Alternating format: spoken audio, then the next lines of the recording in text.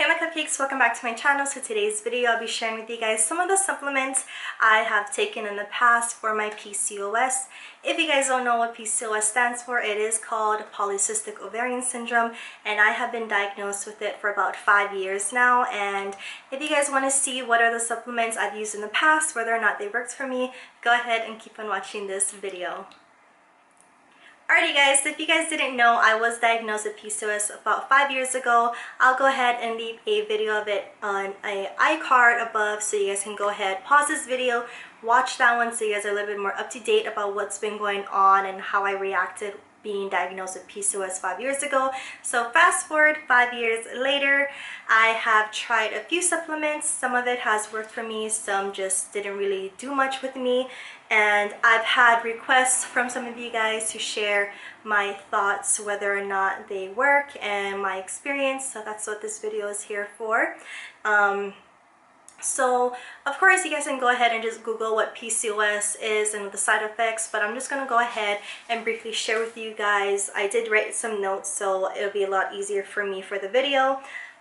So some side effects for PCOS is a hormonal disorder that causes enlarged ovaries with small cysts in our ovaries, and it causes missed or irregular periods, so we don't always get our periods every month. Excess body hair in areas that we normally wouldn't get a lot of body hair, and weight gain if your skin is acne prone or oily. That's another side effect. Thinning hair, and of course infertility.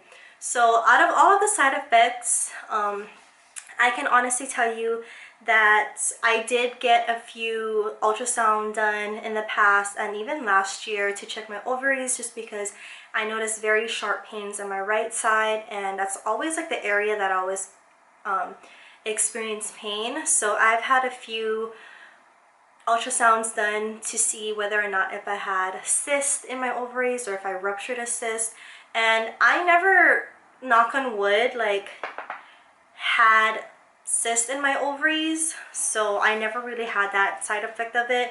I've always had a irregular period since, you know, having my period in 9th grade. I was a little bit of a late bloomer. That's when I had my first menstrual cycle, and ever since high school I've had missed periods, irregular periods. I went almost 6 months without having a period. My skin is or was very acne prone, as well as oily skin. So if you guys happen to follow me from way back in 09 or 2010 when I was really active here on YouTube, then you guys would have seen how my skin looked like before. I had very bad cystic acne, mainly on my cheeks and my jawline. I always share this story with you guys whenever I do complexion reviews, just so you guys have an idea of my skin type and like what I've gone through. And it was really bad to the point where I went to a dermatologist and I would get steroid shots in my face to help the cystic acne. But ever since going on birth control, that really has helped the breakouts and my acne. For weight gain, that's something I do have. I can gain weight extremely fast and I can lose it very moderately. So I try to be a little bit more active. I try to work out a few times a week. I eat in moderation, so I'm not on a strict diet. I'm sure if I cut out a lot of stuff, I would be a lot skinnier, but as well as everyone else, of course, in the world. And then for thinning hair, I obviously don't really have thinning hair. Like, I mean, I have a lot of hair. I have really thick hair, but I shed a lot. Like, I don't know if it's because I'm a female and we normally just shed hair naturally, or if it's my PCOS that causes me to shed more. But my boyfriend always talks about how he can make a wig in the bathroom floor because of all of my hair. So that's that. But I don't know if it's just that. And of course the last one is infertility, and I can't speak upon that because I'm not trying to have a kid right now. I am on birth control, but maybe in a few years later down the line, if we do try to have kids, that's when I would probably know better if I'm able to be, you know, get pregnant easily. But I do know a lot of people that have PCOS that was able to get pregnant, so I know it is possible. But for me personally, I'm not too sure how, you know, infertile I am. So that's that. Alright, so now I'm going to go ahead and start talking about some of the supplements I've used in the past. So the first I'm going to be talking about is the Myo-Inositol and the Inositol blend. This one you would take 4 capsules every morning, and I purchased this one on Amazon. So with that supplement, it's about $20 to $25, no more than $30 online on Amazon, and you would take 4 capsules every morning. Obviously I didn't finish this bottle, but I did buy another brand from Amazon which is the same blend of this. It was a lot more expensive than this one. That one I finished a whole bottle, but I didn't really see much difference. But with that supplement, it's a mix of vitamin B complex, which helps to promote hormone balance and ovarian function, and helps how to dispose sugar. So when you have PCOS, from my understanding, is very sensitive to sugar. So with that capsules, I would also take this called Vitex, and I got this one at GNC, and this one you would take 1 capsule 2 times for 8 to 12 weeks, and then one capsule once a day. And then this one costs about maybe $6 to $8 at my local GNC. And then I would take these together as well as with my multivitamins and other vitamins I would take daily. I was taking these together. And then with that, I did notice, even though I'm on my birth control, of course I would have my period every month, but I noticed, like, you know, it did regulate it to come in, get my period on time. I'm normally about 2 to 3 days late, but when I was taking these, I got it like exactly when I was supposed to get it, like when I'm on that blank pill. If you guys take birth control, you guys know what I'm talking about.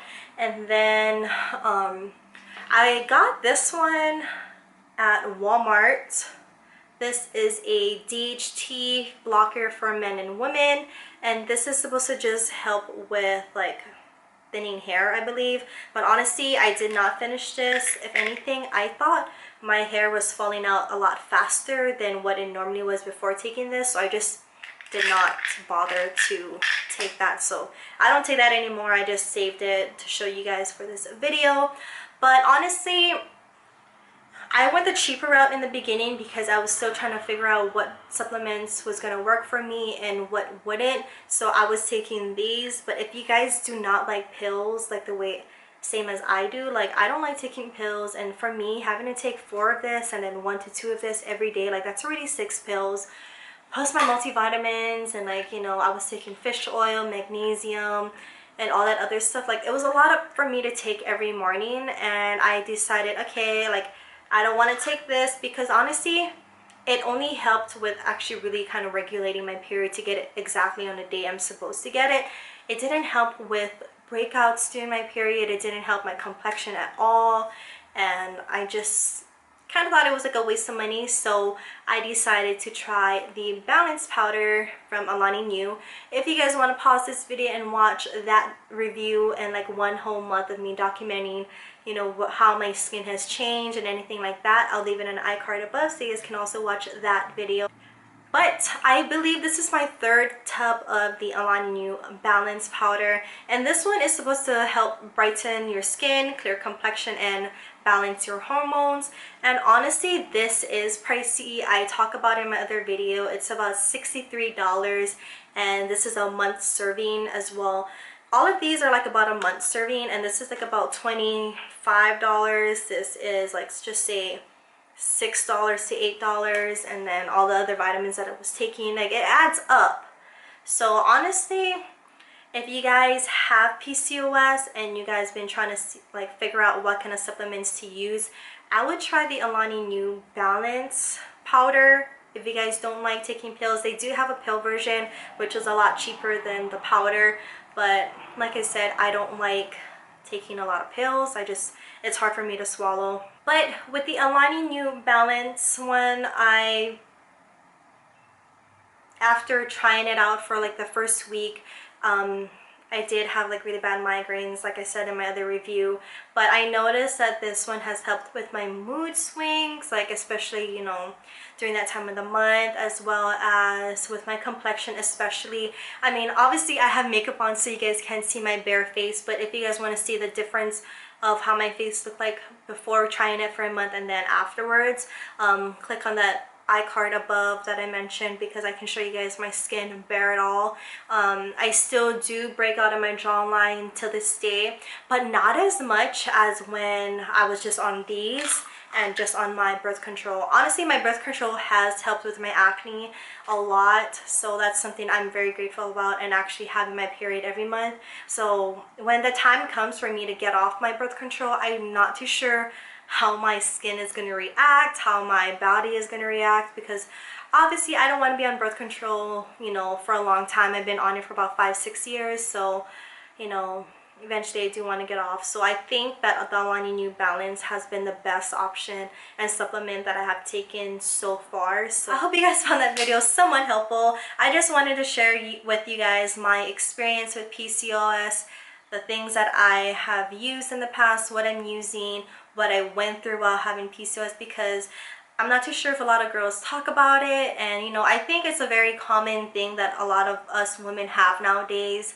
And if we can try to help each other out, give each other tips, then you know, that's better. But if you guys have any questions regarding any of the things I showed you guys or anything I shared with you, leave them in the comments down below. Or if you guys have any tips or recommendation of other things that you may think would help me, I can look into it. And then yeah, leave them all in the comments down below. But if you guys enjoyed this video, go ahead and give this video a thumbs up. If you haven't yet, subscribe to my channel so you guys could be one of my cupcakes, and click on that notification bell so you guys are notified of future videos from me. And I have been a lot more active here on my YouTube channel, so that's a good thing, because I made it a goal for 2021 to be more active here. But yeah, I hope you guys enjoyed this video, and I'll see you guys in my next one. Bye!